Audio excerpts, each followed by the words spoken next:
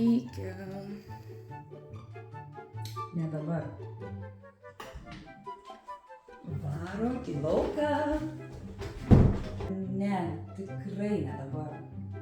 Dar trupučiuką. Aurelija, juk šeštadienis. Ką tu darai?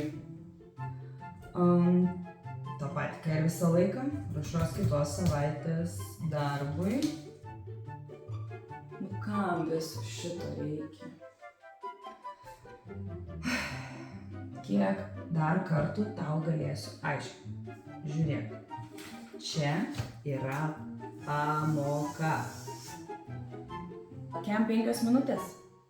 Nu kaip čia pasakyti, atmeskim 5 minutės vidinę dalį, dar 5 minutės refleksijai, vadinasi lieka kažkur 35 minutės.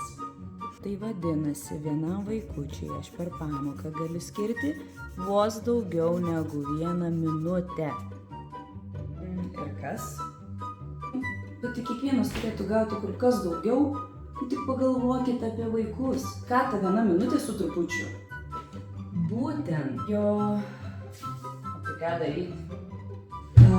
Paprasčiausias būdas būtų išgirsti pedagogų pagrįstus siūlymus, kaip palaipsniui sumažinti mokinių skaičių klasėse.